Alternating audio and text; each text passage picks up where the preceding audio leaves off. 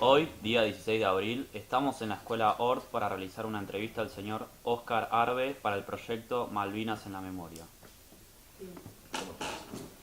Para comenzar, te podés presentar. Sí, mi nombre es Óscar Arbe, Óscar Raúl Arbe. Yo soy veterano de Malvinas, ex combatiente, y hago esta aclaración para que ustedes por ahí entiendan. Ex combatiente y veterano de Malvinas. Son distintas circunstancias que hemos vivido aquellos que estuvimos en las islas, ¿no? Yo estoy agradecido que ustedes escuchen nuestros testimonios.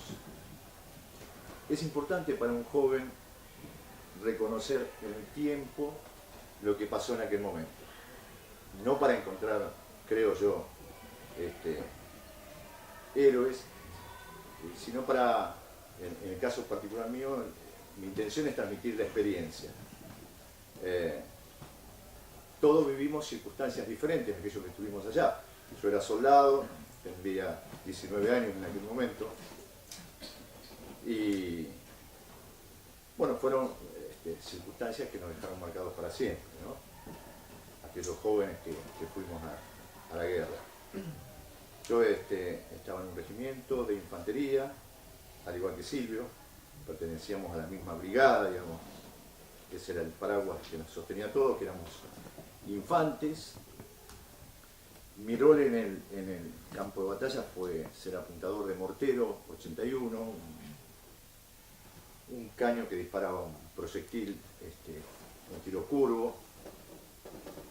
Mi compañía estaba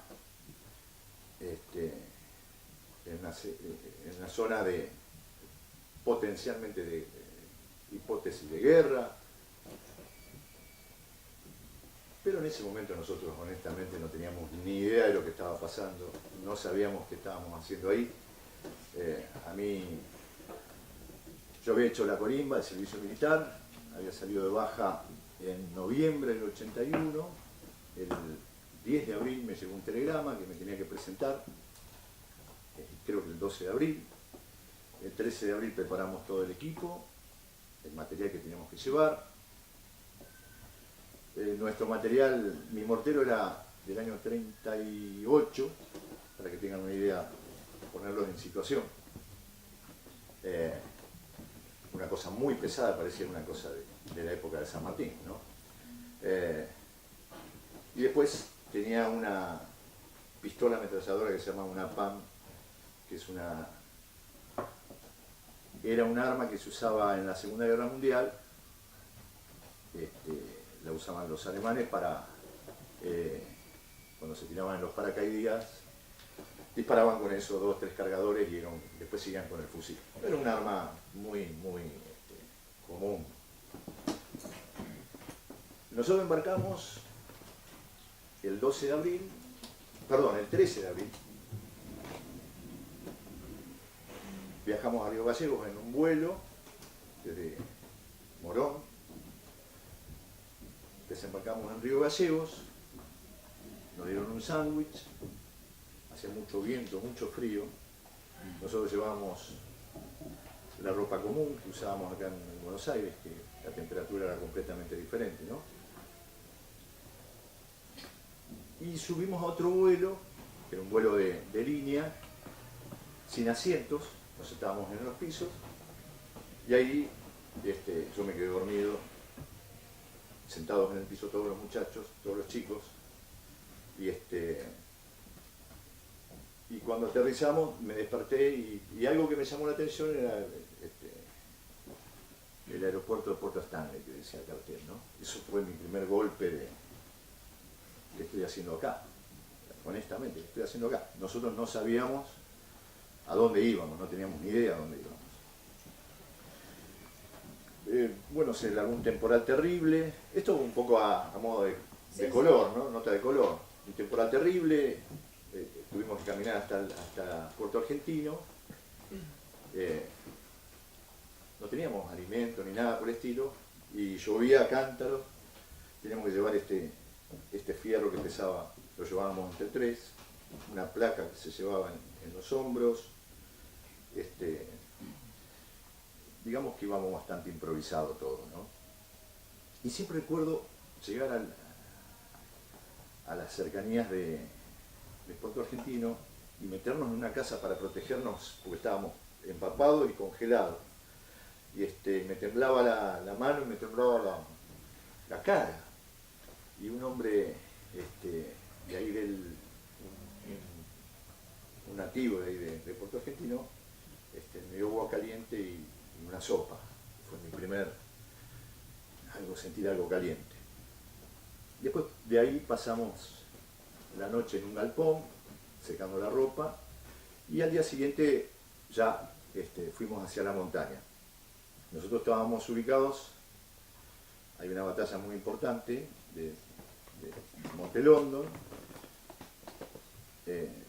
y nosotros estábamos detrás de ese cerro, en Wireless Ridge. Bueno, al principio era como, me imagino ustedes, nosotros éramos chicos jóvenes, no teníamos ni idea qué hacíamos ahí. El tiempo no acompañaba mucho, pero al día siguiente hubo sol y armamos unas carpas y bien, estábamos como en un campamento, digamos, de amigos, campamento de amigos. Para instalarse también en aquel momento, era la época de la dictadura militar. Nosotros, como jóvenes, teníamos pánico a los militares. Y no teniendo conciencia de lo que estaba pasando en aquel momento, ¿no?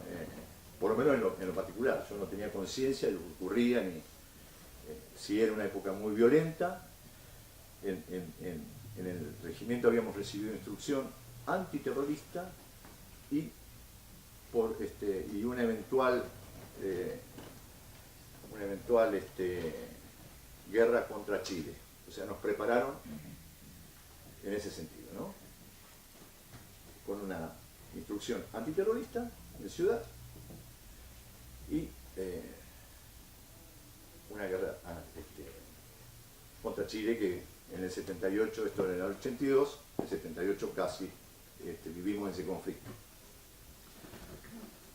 De todo esto, mis compañeros, mis amigos y yo no tenemos ninguna idea de nada, ¿no? De nada, ni del terrorismo, ni el Estado, como se manejaba en aquel momento, el terrorismo de Estado, ¿no? Entonces, uno tenía mucho temor a los militares, por lo menos, al menos yo lo tenía, ¿no? No sé si todos, pero al menos yo sí lo tenía. Pero siempre fui un soldado destacado, porque mi intención era terminar con la colimba lo más rápido posible. Esa era mi idea. Quería el servicio militar fuera lo más rápido posible y así fue, ¿no? Porque yo me fui, después de 8 meses de haber hecho la colimba, me fui después de 8 meses.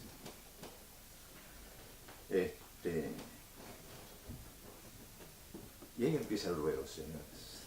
Ahí empieza el ruedo. Establecernos, la alimentación, no teníamos una cocina, generalmente hay cocinas de campaña, que son las que se llevan a esos lugares. La ropa, que no era la adecuada para el lugar, porque sin duda no era la adecuada para el lugar. Y ahí empieza la historia. Yo estaba con un amigo, compañero, Héctor Francia, que vos lo debes conocer, dormíamos juntos en el mismo... Y Héctor era un chico que estudiaba abogacía, tenía mucha información, y él siempre me decía, van a venir, Oscar, van a venir, los ingleses van a venir. Y yo le decía, quédate tranquilo, Héctor, esto no va a pasar nada, no va a pasar nada. Y Héctor lo padeció eso físicamente, lo padeció. Yo lo tenía que cuidar en aquel momento porque, bueno, tenía colitis, lo llevamos al pueblo, al hospital que teníamos ahí. Él realmente lo padeció. Yo era más inconsciente. Por ahí, para darles una idea, yo me crié en el campo, en un pueblito cerca de Necochea. Criarte en el campo significa que vos a los 8 o 10 años aprendes a manejar y haces actividades de campo que un chico de ciudad no está habituado. Eso me daba algunas capacidades diferentes al resto de los muchachos, porque cuando empieza la realidad del día a día, teníamos que alimentarnos y no había con qué, no había, o no había las cantidades necesarias, o era una sopa y uno pedía por favor que le den de abajo, porque de abajo quedaba, digamos, los alimentos, quedaban los fideos, quedaba un cachito de carne. Entonces con otro amigo, Pavo de Chacra le decíamos, Van de Valle, que era otro chico de campo. ¿Por qué Pavo de Chacra? Pavo de Chacra, porque era un chico que era muy especial. Ah. Era un chico de campo, era un muchacho de campo, acá de General Belgrano. Y él sabía carnear corderos y entonces salimos en búsqueda de cordero. ¿Sí? Cordero, oveja, lo que sea, que siempre todo esto a escondida, de noche o de tardecita, sin que se enteraran nuestros jefes. Que honestamente en mi caso, siempre yo hablo en mi caso particular, no generalizo, esto es lo que viví yo en ese lugar. Mis jefes no nos protegían, no nos cuidaban mucho y en la mayoría de los casos se apoderaban de las raciones que nos llegaban de acá de Argentina, ¿no? O sea, las raciones contenían una lata de carne, una pastilla de alcohol, un sobrecito de café. La pastilla de alcohol, porque ellos no deben tener idea. Una pastillita de alcohol era que nosotros teníamos como un calentadorcito que apoyábamos la lata, abríamos la lata y apoyábamos la lata en ese calentador y esa pastilla de alcohol se encendía y calentaba la comida, ¿no? Entonces teníamos un sobrecito de café, en teoría, 2 cigarrillos o algo así, una barrita de chocolate, un paquete de galletitas de 3. Y eso a nosotros no nos llegaba, solamente nos llegaba la lata de comida y en los distintos pasajes que venían de Puerto Argentino hacia nuestro lugar, que estamos a 10 kilómetros del pueblo, se ve que en el camino se iba quedando el café, las galletitas, los cigarrillos, y a nosotros nos llegaba la lata, que también teníamos que administrar. Entonces, bueno, con el tema de los corderos y que también lo usamos para abrigarnos, porque el suelo era muy húmedo, es muy húmedo, terriblemente húmedo. Entonces, en las posiciones estaba casi la humedad a flor de tierra, ¿no? Eso fue un tiempo, esto estamos hablando del 14 de abril, 15 de abril, y el golpe, digamos, más importante fue el 1 de mayo, que es el ataque a Puerto Argentino. Yo estaba en una posición de cierta altura y veía al pueblo, hago este gesto porque es como si lo estuviera viendo en este momento, ¿no? Veía al pueblo en esa dirección. Esa noche me tocó estar de guardia y veía el pueblo y el aeropuerto un poco más alejado. Y vi unas luces que salían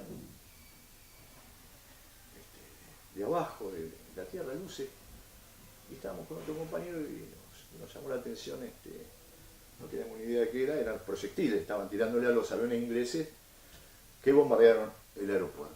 Ahí empieza la historia de verdad, ahí empieza la guerra, comienza la guerra. Ese día o el día siguiente bombardean, torpedean al crucero General Belgrano.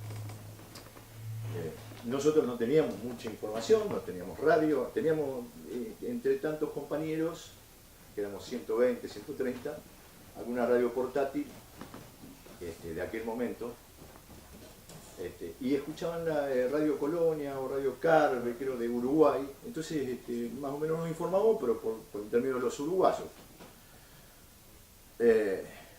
Bueno, la primera explosión fue tal el impacto, pero imagínense a 10 kilómetros, es una cosa lejísima, ¿no?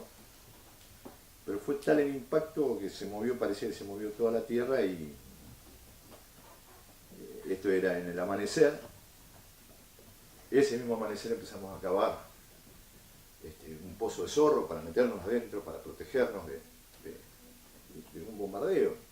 En este caso había sido a 10 kilómetros de bombardeo, pero lo sentíamos como no teníamos mucha experiencia al respecto, ¿no? Y ahí empieza el baile, digamos, ahí empieza el baile emocional también, el salto emocional, otra nueva situación. Salíamos del campamento entre amigos y empezamos a vivir una situación de guerra real. Empiezan los bombardeos a nuestra compañía. Nosotros estábamos lejos de alguna pantalla de radar que estaba con la compañía B en el Monte London, pero bueno, nos empiezan a bombardear desde los barcos, nos empiezan a bombardear a nosotros en particular, no, seguramente a varios lugares, pero bueno, nos empieza a tocar a nosotros. Las bombas que tiraban, en el caso nuestro, no sé, como que le tomamos la mano, explotaban antes de golpear en el piso, o sea, porque se hundía por ahí. Entonces, si estabas cuerpo a tierra, sentías los silbidos del metal cuando explota. Pero si estabas, imagínate que estábamos aplastados contra el piso, sentíamos los pedazos de metal que pasaban por encima nuestro, ¿no?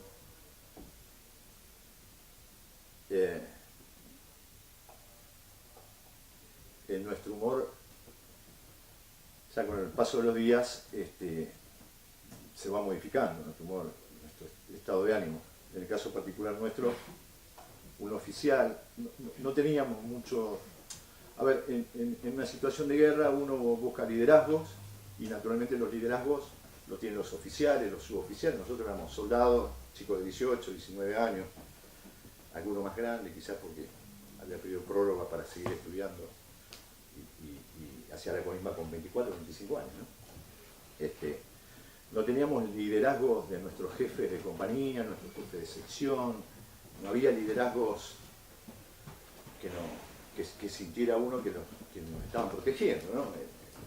En una situación así, uno busca un papá. ¿Dónde está mi papá? Que me cuida, me protege y me estimula para salir adelante.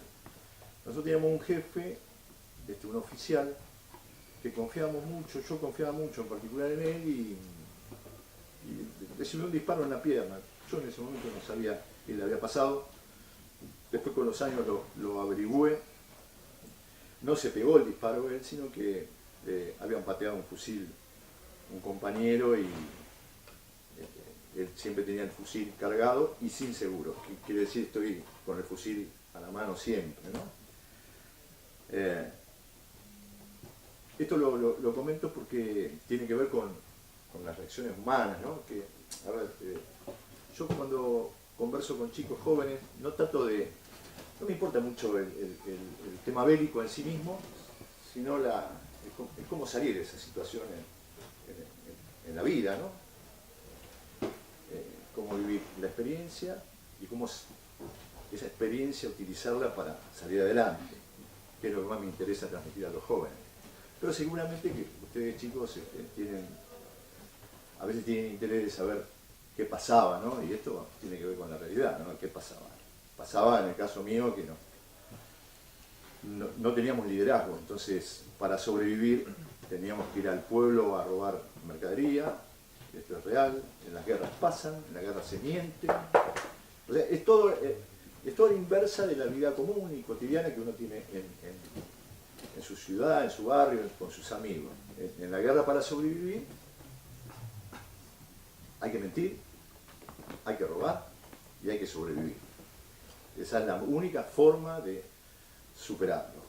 Y entonces teníamos que ir a robar mercadería. En alguna oportunidad fuimos al pueblo, nos agarraron los policías militares. Claro, nosotros nos percibíamos como estábamos, no teníamos espejos, no teníamos baño,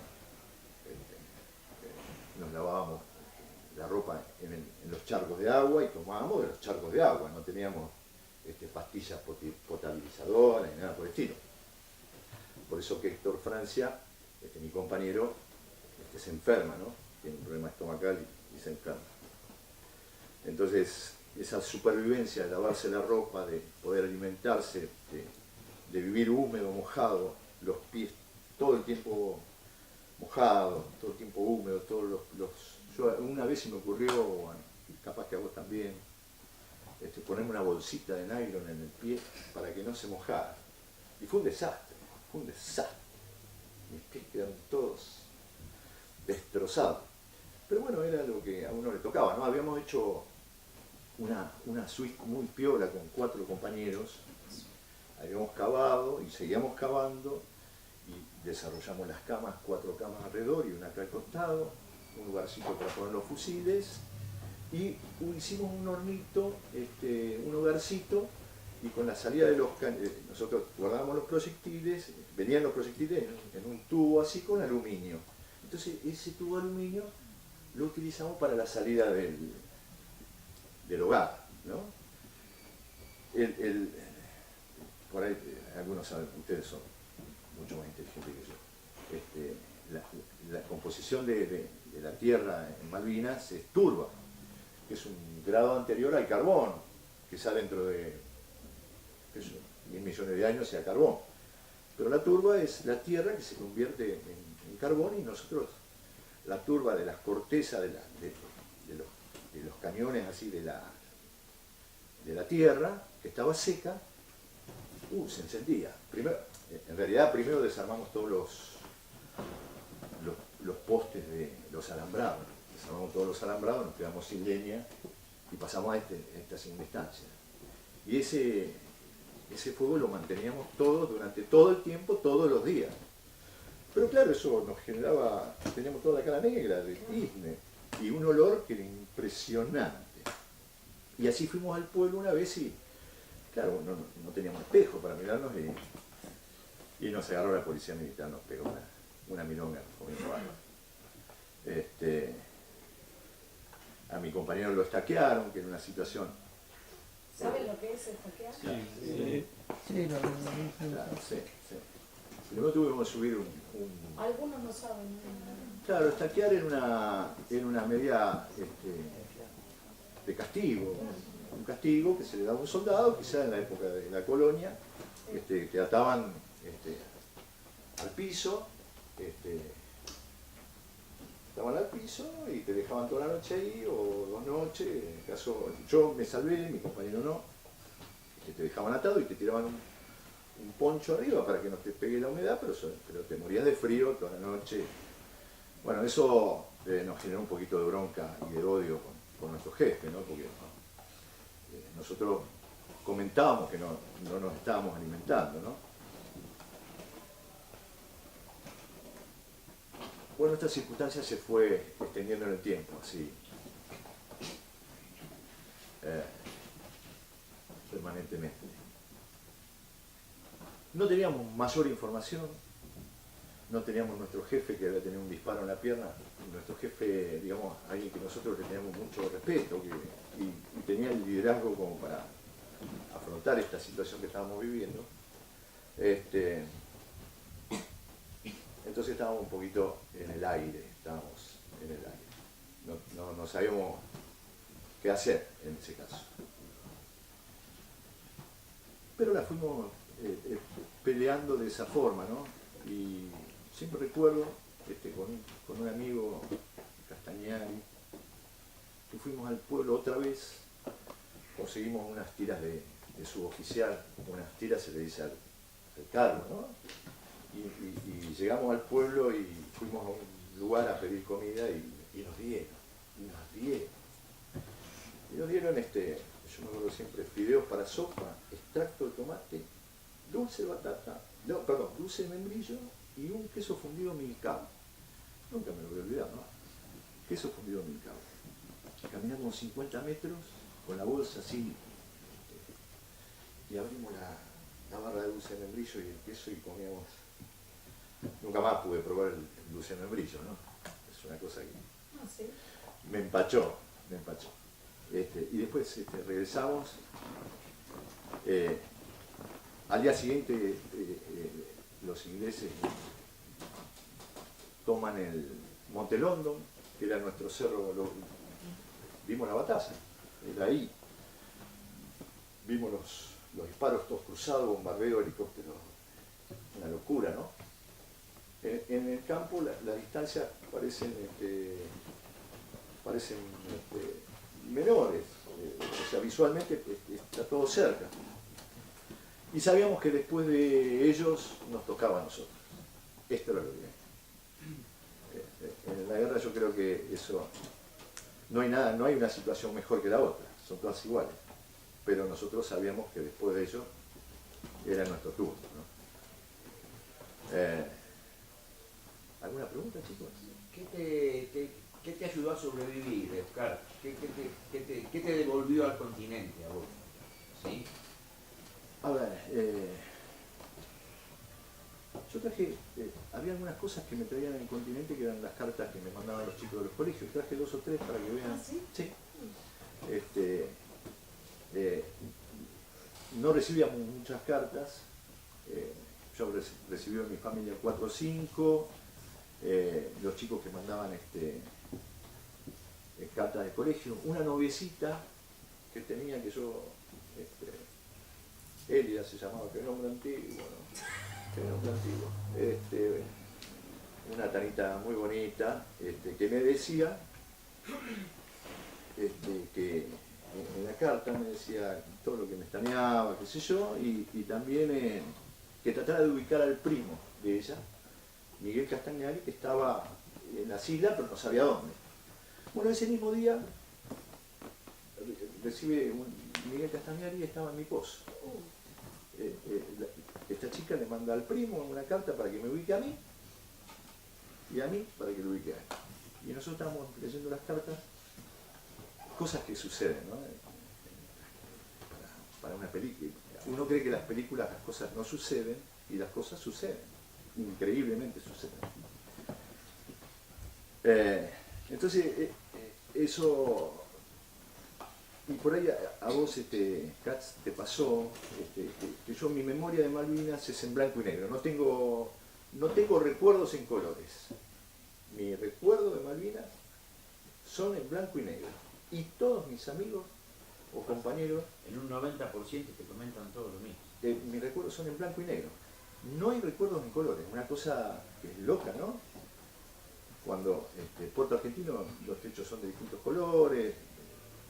pero no tengo recuerdos en colores, no tengo recuerdos en colores, tengo recuerdos en blanco y negro. ¿El membrillo, por ejemplo, tampoco? ¿Cómo? El membrillo. No, a ver, es un lugar que, digamos, el clima es un clima permanentemente está o nublado, o llovizna, muchísimo viento, es un clima muy áspero, muy difícil vivir ahí. Pero nosotros estábamos en blanco y negro, nosotros. Tristeza, habían muerto 4 compañeros míos pisando una mina, nuestra propia, habían tomado la decisión de cruzar una entrada del río, el Murray creo que era, y del otro lado del río, la entrada de mar, digamos, había una casa que la veíamos, se veía.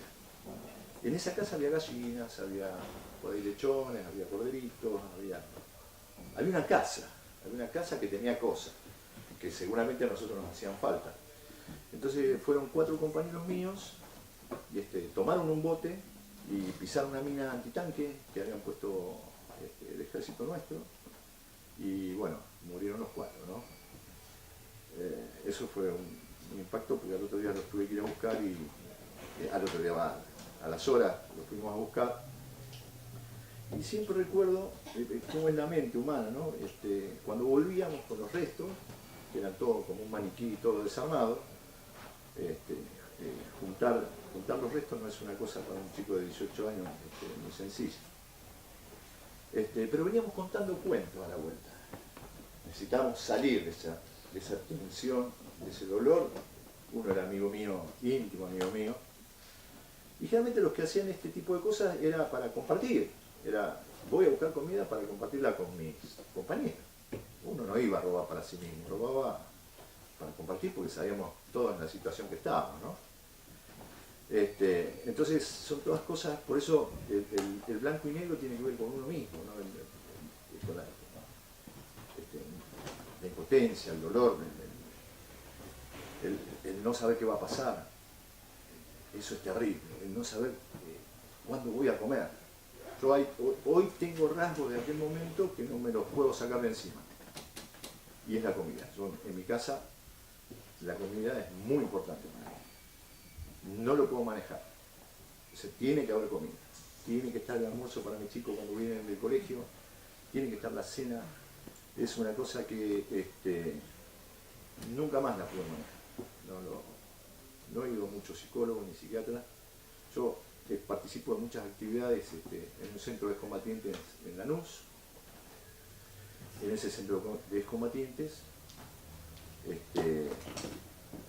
hay algunos chicos que le falta la pierna, hay otro que le falta el ojo, está todo tullido, que es ¿cómo es? No me sale el nombre. Hay adicciones, hubo compañeros con adicciones a las drogas, compañeros que toman, que viven en el psiquiatra y toman clonazepam, tranquilizantes. Esto es casi común a todos, es muy común. El alcohol, el juego también. El alcohol, violencia familiar, muchos compañeros con violencia familiar con su señora, con sus hijos, el juego, el alcohol. Bueno, por eso se crearon los centros de combatientes. Sí. Y para nosotros los centros de combatientes es como llegar a la casa donde yo no tengo que dar muchas explicaciones, y sé que va a haber un hermano, porque nosotros somos hermanos. Un hermano me va a ayudar, me va a proteger, me va a llevar al psiquiatra si tengo que ir, me va a ayudar para conseguir trabajo. Cuando nosotros volvimos, por ahí me vengo un poquito para acá y vuelvo,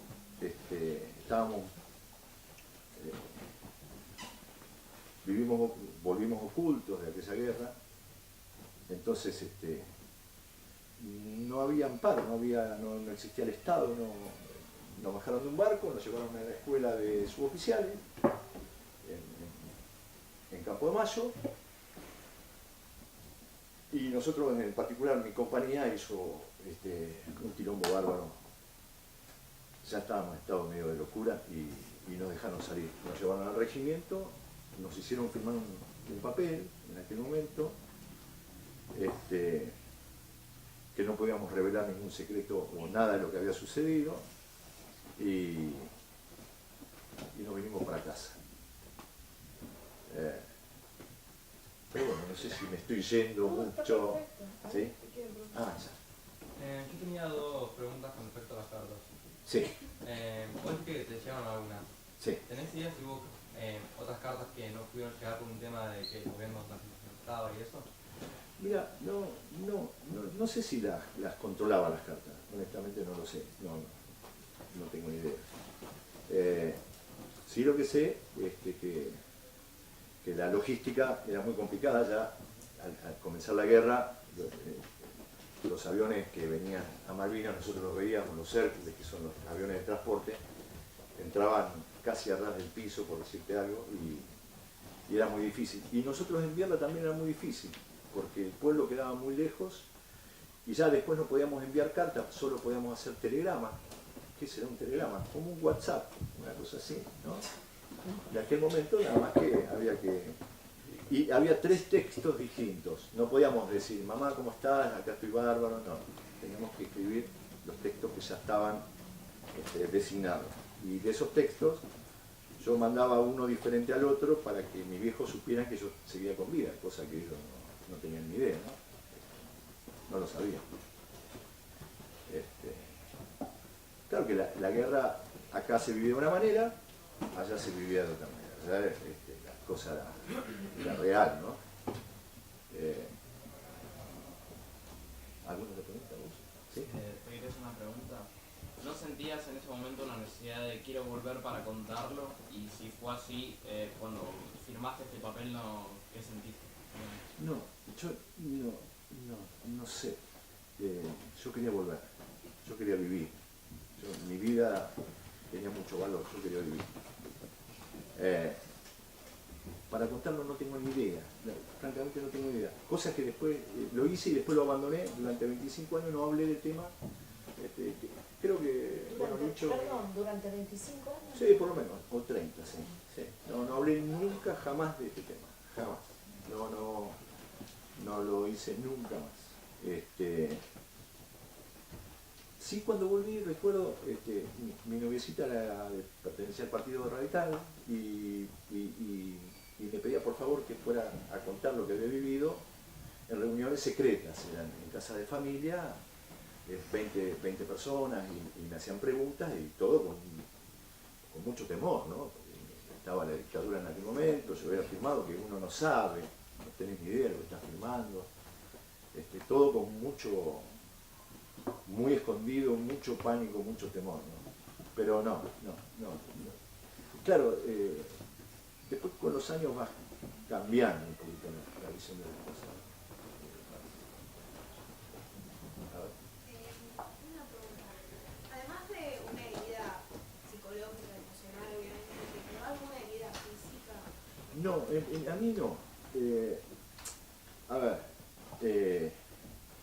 en el caso mío particular, nosotros entramos en combate sin saber qué estaba pasando. Así fue. Nos dan una orden de tirar con el mortero, tiramos con alrededor de 80, 100 proyectiles,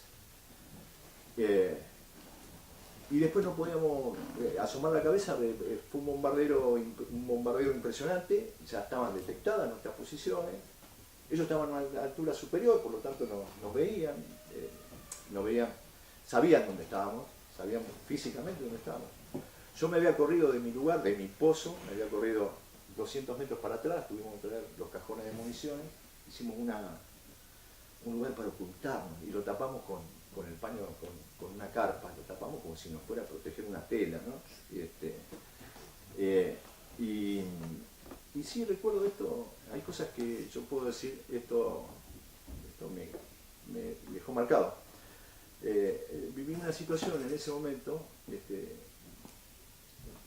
saltar hacia atrás, porque no teníamos quien nos dijera qué hacer, en un momento que para el bombardeo, o sea, es como que tiraban ráfagas y después duraban 3 segundos, 4 segundos y tirar la otra ráfaga. En ese momento saltamos, nos corremos para atrás y escucho gritos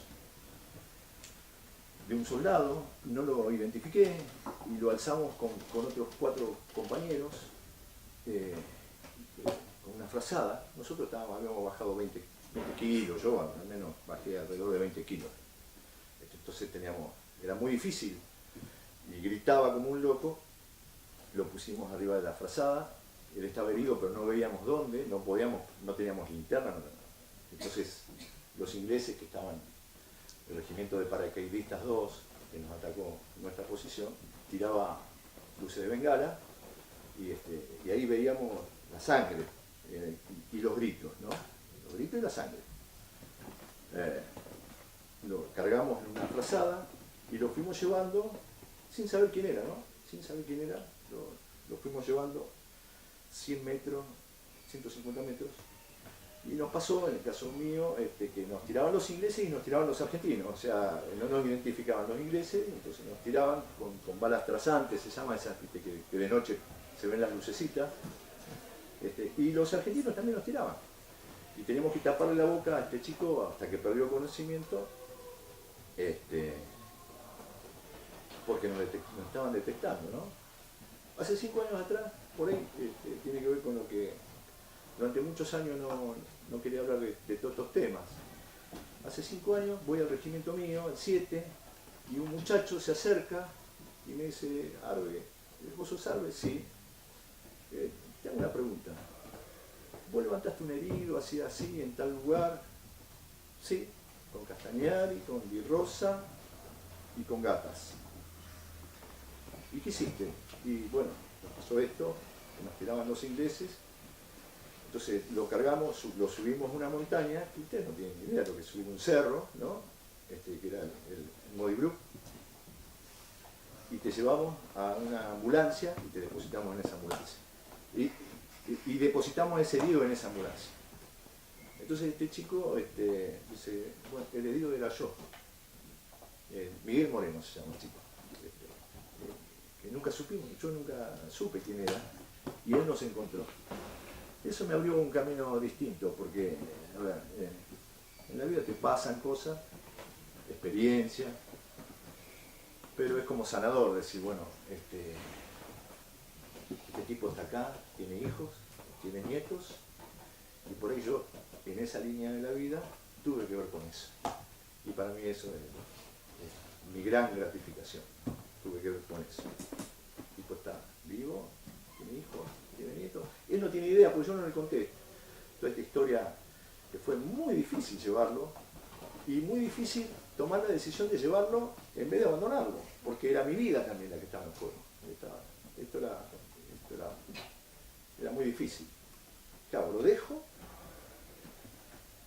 y salvo mi vida, que tiene mucho valor, o no sé, estas cosas suceden y son así. Sí. Sí, sí. También quería preguntarte, como nos había contado Silvio la vez pasada, Sí. ¿cómo sentiste que fue la bienvenida después de Malvinas, el conseguir trabajo, la dificultad para conseguir trabajo y demás? No hubo bienvenida, no existió la bienvenida. Durante muchos años no existió la bienvenida, muchos años. O sea, de hecho, fuimos para un regimiento, en el caso nuestro rompimos cama, nos peleamos con algunos suboficiales para que nos dejen salir. Mi viejo no sabía si yo estaba vivo. Hacía 3, 4 días que ya estábamos acá y mi viejo no sabía si estaba vivo. Yo quería escaparme, lo único que me interesaba era escaparme. Y hay otra anécdota que un poco responde a tu pregunta, ¿no? Cuando llegamos al regimiento abrieron las puertas porque la gente que estaba afuera, los familiares, querían ingresar al regimiento. Entonces, si bien eran civiles y estaban los militares y era una época difícil, la gente, los familiares hicieron fuerza para y nos abrieron las puertas y salimos. Yo no tenía plata, no tenía un peso, no tenía la ropa que traía de Malvinas, la que tenía puesta, porque me habían robado la ropa de civil que yo tenía, me la habían robado. Entonces salimos a la calle, recuerdo, y con otro muchacho, chef, y nos para un señor, no sé si con la señora, dice, ¿ustedes muchachos vienen de Malvinas? Sí, sí, y nos dio plata, y nos tomamos un colectivo que le tuvimos que pagar, y nos bajamos en la estación de La Plata, y nos fuimos a comer unas porciones de pizza con una cerveza. Este fue el primer contacto con él. ¡Guau! ¿No? Tomamos el tren, yo vivía en Quilmes en aquel momento, seguía en mi casa, mis padres no sabían que yo estaba, mi papá ni siquiera sabían que estábamos en el regimiento, o sea, no tenían ni idea de nada, nada. Y yo golpeé la puerta y toqué timbre y mi vieja se asoma por la ventana y estaba vivo, yo estaba vivo. Recuerdo a mi mamá, primero comer y yo juntando las migas, ¿no? Juntando las migas, no podía limpiar el plato, comí todo, la emoción de mi viejo y siempre recuerdo a mi mamá, cuando me fui a acostar, tenía 2 años de cansancio en el cuerpo, acariciarme mi vieja, acariciarme, todo en silencio, ¿no?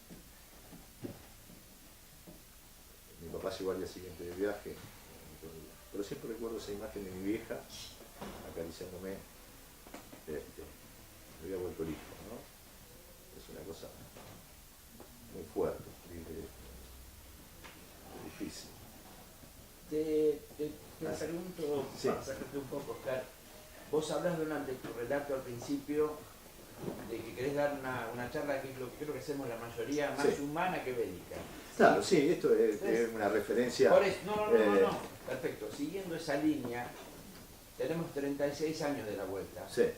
Diferenciame la sociedad, o sea, el trato nuestro con la sociedad de 36 años a esta parte, ¿cómo ha ido variando? Mira, yo siempre me acuerdo, tengo una imagen mía en aquel momento, habían, en el año 83, 84, había unos créditos hipotecarios que también eran para nosotros, los veteranos de Malvinas, y yo siempre fui un muchacho educado, no me gusta avasallar, no me gusta hacer la cola, ser respetuoso. Y estaba haciendo la cola, habría unas 20 personas, yo estaba haciendo la cola, tenía los pies, todavía tenía los pies, nosotros sufrimos de pie de trinchera durante muchos años, que sufríamos de estar parados, ¿no? Y entonces veo pasar a un actor que no vale la pena recordar el nombre, y era muy propio de todas las épocas, ¿no? Que en la política, vení, pasá por acá, vení, pasá por acá, y yo seguía haciendo la cola, 2 horas, 3 horas. Entonces me acerqué al mostrador y me quejé. Y siempre recuerdo 2 policías que me sacaron así del banco, porque esa fue mi primer, digamos, eres combatiente en aquel momento, una cosa, éramos los que habíamos perdido, pero mucho a nadie le importaba, porque uno, eran, bueno, los loquitos, sí, sin duda, sí. Sí, éramos los loquitos de la guerra. ¿Y vos? Y ahora, perdón, y ahora, Y ahora es algo que cambió, y por eso por ahí yo hablo, ¿no? Por ahí yo me acerco y los escucho y trato de transmitir la experiencia, porque esto tiene valor en la vida, no más que tiene valor para la vida de todos ustedes, ¿no? Las circunstancias, la línea de la vida, las circunstancias que van pasando y cómo uno puede hacerse cargo y salir hacia adelante de una situación difícil, ¿verdad?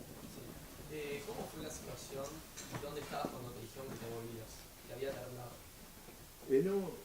Mirá, nosotros cuando estábamos en pleno combate, el combate, a ver, yo no puedo, no sé si decirte, fuimos muy profesionales, mejores, peores, héroes. Sin duda, en una guerra hay héroes. Los héroes nosotros decimos que son los que han quedado allá. También tenemos los héroes que han vuelto. Yo no puedo decir, fui un héroe, quizá vos tampoco, no lo tomo de ese lugar.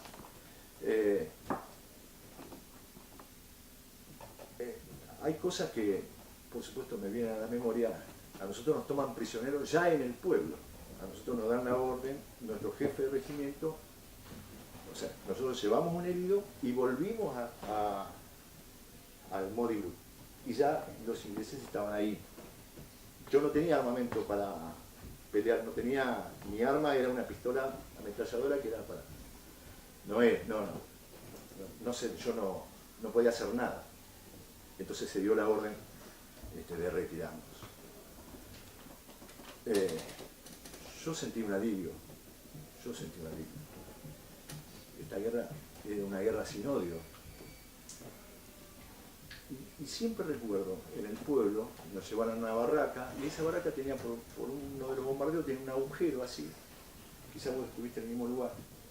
Y con un compañero, Baez, que lo debes conocer, me dice, hay un depósito de alimentos acá a 2 cuadras, vamos, y dale, vamos, saltamos por el agujero, y entre los ingleses íbamos andando. Entre los ingleses en el pueblo, éramos prisioneros, algunos tenían armas, nosotros también, ellos también, qué sé yo. Y nos metimos en el depósito, y en el depósito ese de Fuerza Aérea estaba lleno de ingleses. Y siempre recuerdo entrar y claro, nos sorprendemos, ¿qué hacemos? Y un inglés estaba con una botella de ginebra de medio litro, ginebra Bols, y el tipo me invita a un trago así. Yo nunca le tomo ginebra, pero imagínate, me tomé un trago como, era como tomar agua, ¿no? De la tensión de aquel momento. Y agarré 2, 3 pares de medias, unas latas, qué sé yo, y un inglés probaba una pomada, probaba qué era, como una pomada, no sé qué miércoles era,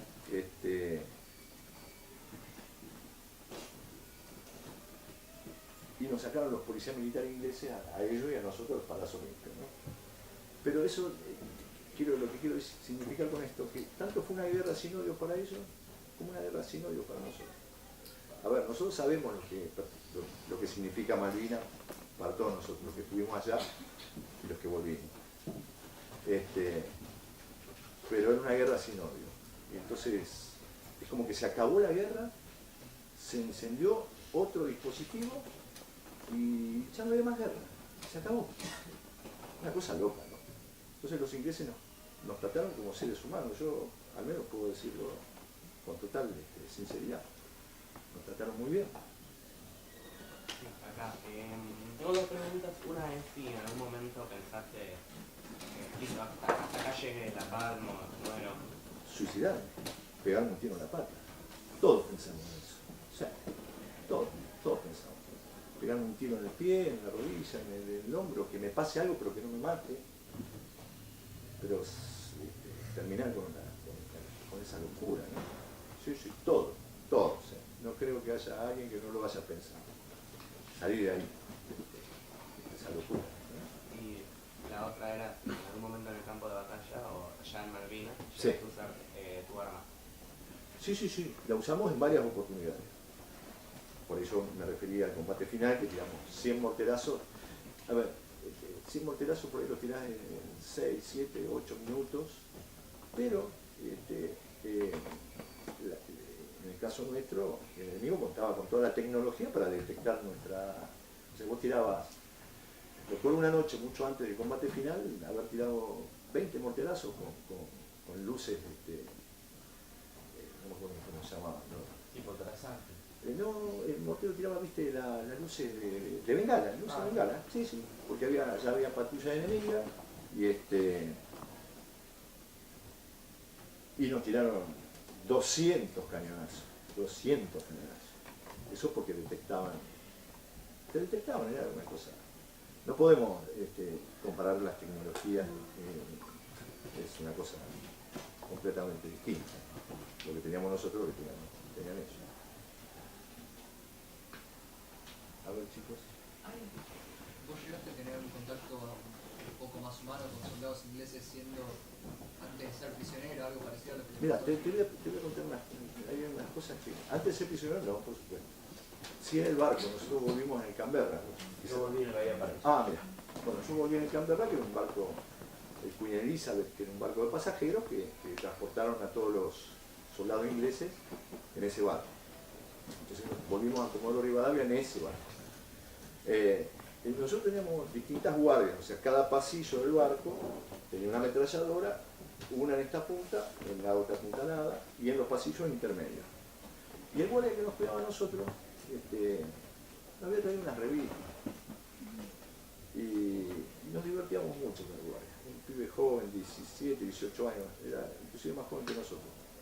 Pero en el barco nos bañamos por primera vez después de meses. Comimos un plato de comida caliente por primera vez después de meses. Entonces, volver a la vida. Y te reitero, tanto para nosotros como para los ingleses no hubo odios. Tal es así que yo tengo un compañero, Sagastume, que lo debes conocer, que está girando en el mundo con una obra de teatro que se llama Campo Minado, una directora argentina que se llama Lola Arias, y está integrado por 3 argentinos excombatientes y 3 ingleses excombatientes. Uno que combatió contra mí. Esta obra de teatro se refiere a los que me gustaría que algún día por ahí pueda venir porque sea extraordinario. Ellos ahora, por ejemplo, están en Londres, vuelven unos días, se van para Alemania, vuelven unos días, se van para... ya tuvo muchos premios, y son 3 soldados ingleses y 3 argentinos. Acá hay un chico que vio la obra. ¿Sí? ¿Vos la viste? Mirá. Y bueno, Sagastume es un peticito. ¿Te gustó? Sí, muy bien. ¿Te impactó? Sí. Bueno, pero eso es lo que nos quedó. Nosotros vamos a... yo no tengo foto de Malvinas, no tengo ni una foto de Malvinas. Pero en mi pozo hay una foto extraordinaria que está en el Museo de Guerra de Londres. La foto de mi pozo con mis compañeros, pero yo no estoy. Los ingleses, como son muy prolijos, encontraron esos, en aquel momento sacaban fotos con los rollos, y esa foto pertenece a 10 rollos. Entonces dice, si usted conoce de este rollo alguna foto que lo identifique, solicítela. O sea, podés pedirla por... Yo quiero quiero ir a buscar mi foto. Claro. ¿Sabíamos contó que volvió a Malvinas con su familia. Sí. ¿Vos volviste? No. No. Viste, todos mis compañeros que han ido me dicen es sanador, es bueno. Yo todavía no estoy preparado para volar. No. Creo que es un gran guiso que vos lo revolvés y por ahí hay que ver qué es lo que pasa cuando vuelvo. ¿Viste? Por ahí movilizo cosas que las tengo guardaditas, están guardadas, están presentes. Con los años aprendí a manejarlas. Al principio no las podía manejar. Tenía mucha bronca, tenía mucha ganas de pelearme contra los militares, estaba muy loco en ese momento. Y después no quise saber más nada. Y después me pasa que mis compañeros me dicen, tenés que ir, es sanador, está piola. De hecho ya no está más en blanco y negro. Claro, ya no está más en blanco. Ya no lo ves más en blanco y negro.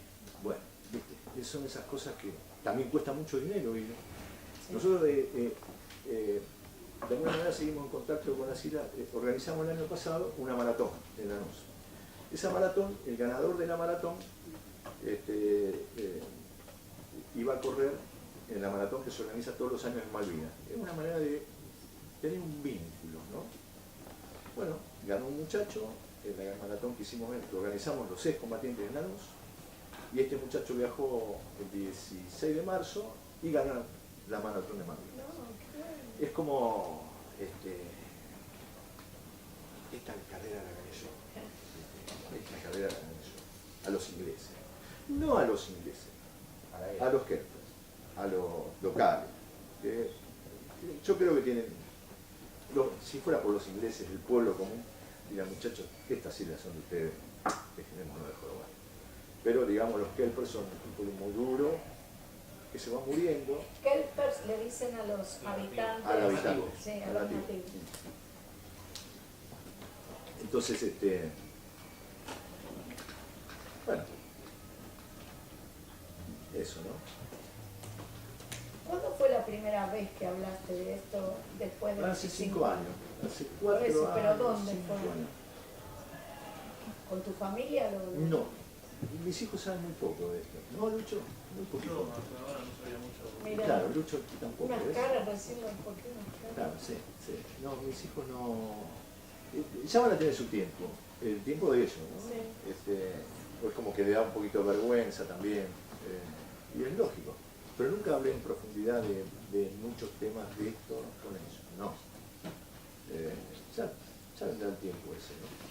Y al principio vos hablaste de antes de la guerra, que te habían entrenado para luchar contra el terrorismo. Sí. ¿Y en qué consistía ese entrenamiento? Mira, el entrenamiento consistía en... Primero te transmitían toda una ideología, ¿no? Claro. De lo que era el terrorismo y lo que sucedía, ¿no? Y en sí mismo el entrenamiento era entrenamiento urbano, o sea, la guerra urbana. Y después lo que hicimos contra el entrenamiento contra Chile era la guerra en el campo. Entonces nosotros nos preparaban para pelear en una guerra urbana, en una ciudad, qué sé yo. Una cosa, nosotros no estábamos preparados para eso. ¿Y las cartas qué dicen? Las que cartas, trajiste. sí, yo traje una carta de mi papá, ¿viste? Mi papá es un ser... ¿Eso después le podés sacar fotos y la mandás? Sí, traje cartas que Sí, nos sí, mandaban ahora los todo. chicos. Esto era del barco, ¿no? De nuestro camarote. Estas son cartas que nos enviaban los chicos, los chicos de los colegios. Que para nosotros era un bálsamo, ¿no? Recibir una carta que no recibíamos de la familia, para nosotros era muy importante. ¿Se acuerdan el sexto EPA, los de Produ y Electro? Que la otra vez yo les mostré una canción que no estaba hecha para Malvinas. Que hoy le escribí una carta que no estaba hecha para Malvinas, estaba hecha para el conflicto que contaste antes con Chile. Y no la usaron, y después la usaron en Malvinas. Era para otra cosa. Mi papá me escribe, ¿no? El 25 de mayo. Me pone, señor Oscar R. Arbe. personaje, me dijo. Querido hijo, espero que al recibir esta te encuentres bien y con el espíritu bien alto y firme para defender lo nuestro. Qué loco, mi papá, escribiendo esto. Mi papá no quería mucho a los militares, pero bueno, era una causa nacional, ¿no? Ya vas a venir pronto y tenemos que dar la llave en ese momento, no sé de qué. Estoy preparando todo, me voy a Coronel Suárez, salgo atrasado. Bueno, mi viejo, un ser extraordinario. Un ser extraordinario.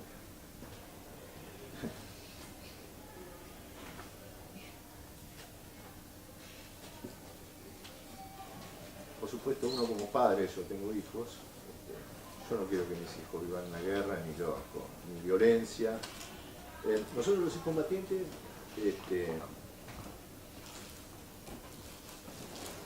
muchachos humildes, muchachos con estudios, pero éramos parte de lo que era el común de la gente, ¿no? A ver, muchos chicos que habían terminado la primaria, no la secundaria, era el panorama quizá también de este momento, ¿no? De distintos barrios, de barrios humildes, de barrios... Eso hacía la colimba, que te juntaba todo, ¿no? Esos muchachos humildes prendieron gomas, digo yo, prendimos gomas y escribimos leyes. Prendimos gomas y escribimos leyes. Esas leyes nos contuvieron a nosotros en esta edad madura, ¿no? O sea, nosotros tenemos jubilaciones y pensiones por aquellos muchachos humildes y no tanto, con estudios y no tanto, pero que gracias a todos ellos nos protegieron la vida, porque como decía hace un rato, es muy común ver muchachos que a pesar de tener una situación más cómoda económica, tienen problemas de adicciones, tienen problemas de violencia familiar, tienen problemas de salud, muchos problemas de salud. Y nosotros usamos una palabra que somos hermanos, y somos hermanos, porque con Katz nos vamos a encontrar algún día en San Martín de los Andes, y sin conocernos nos va a decir que estuvo en Malvinas, y seguramente no necesitamos hablar mucho. Mire, mi hermano, punto. Nosotros sabemos eso. Entonces, todo lo que fue la posguerra y los últimos 30 años, 36 hace de aquel momento, hemos sobrevivido a nosotros mismos estando juntos, ayudándonos, quemando gomas, protestando y escribiendo leyes en el Congreso. Eso yo le doy muchísimo valor, muchísimo valor, porque ustedes que son jóvenes, en la vida hay que pelear, hay que tener convicción, hay que tener certeza, hay que equivocarse, pero hay que ir para adelante, hay que ir para adelante. Mis compañeros muy humildes, que fueron para adelante. También tenemos 600 y tantos suicidios, por lo tanto el camino no ha sido fácil, no fue fácil. Pero esto es lo que yo trato de transmitirle a los jóvenes: involúcrense, hagan, equivóquense, pero siempre buscando lo mejor que crean para ustedes, con convicción, con lo que sea. Crean en el de al lado, en el del otro lado, pero eso, ¿no? Salir a conquistar la vida. Lucho, salir a conquistar la vida es tuya, ¿no? Anda a buscar, estudien, trabajen, viajen, tengan familia, hijos, disfruten, equivóquense, peleen, Eso es lo que yo puedo decir. Y Katz, en este caso. Sí, yo siempre digo que la juventud de ahora tiene algo que nosotros no teníamos, que es la calle. Ustedes ganaron la calle, no la pierdan nunca más. No vuelvan a perder la calle. ¿Sí? Que la calle sea suya para protestar, para equivocarse o no, del lado político que quieran estar, pero no Sí, pierdan la cabeza. por supuesto. Entonces no va a volver ese sistema perverso que fue el que nos mandó a nosotros una El vez. miedo, el temor, ¿no? El miedo, el temor. Bueno, lo que pasa es que está por tocar el timbre. Sí, sí. Y nada, a mí bueno, cada una de estas historias son únicas y irrepetibles, ¿no? Y cada vez que uno la cuenta de otra manera, ¿no? Es así. Y nada, yo te quiero agradecer, Oscar, quiero agradecerte, Lucho, por darme el dato y por tan contento. Silvio, me encanta que estés acá, y a los chicos, la verdad, se portaron re bien. Hay chicos que no están en el proyecto y los traje y se portaron re bien. Nada, yo la voy a subir la entrevista y después la van a poder ver. Y bueno, ya vamos a armar alguna otra actividad porque este año estoy con Malvinas. Es así.